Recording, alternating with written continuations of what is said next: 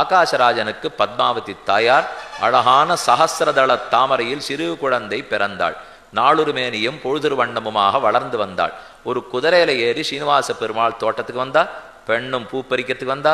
ஒத்தருக்கொத்தர் 2 பேரும் பார்த்துண்டா. கண்டதும் காதல். அதனால இனிமே 12 இவளை தாங்குறார் அவர், 12 அவனை தாங்குறாவோ. ஒத்தருக்கொத்தர் காதல் வளர்ந்தது. ஏற்கனவே வகுளமாலிகான்னு ஒரு பெண்ணு தான் ஸ்ரீனிவாச பெருமாளை ஜாகிரதையா பார்த்துட்டு இருக்கா. இவர் போய் சொல்றார், நீ போய் ஆகாசராஜன் இடத்துல பொண்ணு கேளு. தாரிணி தேவின்னு அவன் மனைவிக்கு ராணிக்கு பேர். நான் கேட்டேன்னு கேளுன்னா அவ சிரிச்சா. நம்மகிட்ட ஒண்ணுமே இல்லை, அவர் ராஜாவா இருக்கார், என்ன நீ போய் கேளேன், நான் சொல்றபடி போய் கேள். இவ சரின்னு தைரியத்தை வரவழைச்சின்னு போனான். அதுக்குள்ள பெருமாள் ஒரு குறத்தி வேஷம் போட்டுட்டார். நேர தாரிணி தேவியின் இடத்துல போனார். வா, உன் பெண்ணை பத்தி நான் சொல்றேன், அதை பார். அவதான் என் பெண்ணு, மோட்டு விலையே பார்த்துட்டு இருக்கா, பால் கசக்கிறது, ஒண்ணுமே பண்ண மாட்டேங்கிறா, தூங்கவே இல்லை, என்ன வந்துருத்தோ தெரியல. எடுத்து அவருடைய மோவா கட்டை எடுத்து இப்படி மோந்து பார்த்துட்டு, ஓ இந்த பெண் காதலுக்கு வயப்பட்டு இருக்கிறாள், யார் அந்த மாப்பிள்ளைன்னு கேட்டா. சொல்றேன் கேள்.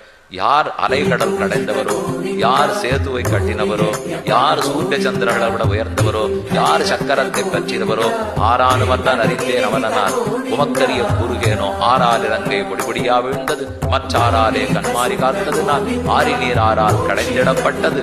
யார் ஆழி நீர் கடைந்தாலோ, யார் கடலில் அணை கட்டினாலோ, யார் கோவர்தனத்தை தூக்கினானோன்னா பேரே சொல்ல மாட்டேங்கிறார். கடைசியில சொன்னா அவர் தான் அந்த ஸ்ரீனிவாசன்.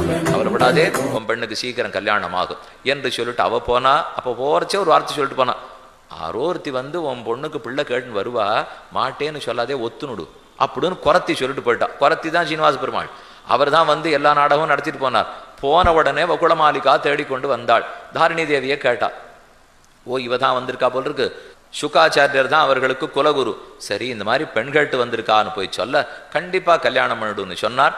அதுக்கு நாள் குறிக்கப்பட்டு பத்திரிகை அனுப்பப்பட்டது.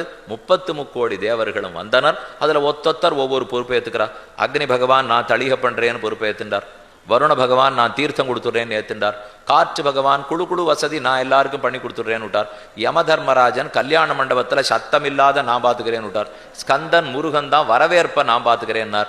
சூரிய பகவான் பத்திரிகை கொடுத்து எல்லாரையும் கூப்பிடுற வேலையை பாத்துக்கிறேன்னார். அப்ப பெருமாள் சொன்னார், கோலாபுரத்துல போய் இருக்கிற மகாலட்சுமியை கூட்டின்னு விட்டார். ஓ இந்த வம்பு வரும் நான் எதிரே பார்க்கலையே. இப்போ எல்லாரையும் கூப்பிடலான்னா இவர் போய் அவரை கூப்பிட சொன்னாரேன்னு போனா. கோலாப்பூர்ல இருந்து தாயாரும் வந்து சேர கோலாகலமாக உற்சவம் நடந்தது. இந்த பக்கம் திருவேங்கடமுடையான், இந்த பக்கம் நாச்சியார். நாராயணபுரத்துக்கு ஊர்வலம் போச்சு. ஊர்வலம் போச்சா 33 கோடி தேவர்களுடைய ஊர்வலம் போய் இருவரும் நின்று திருக்கல்யாண உற்சவம்.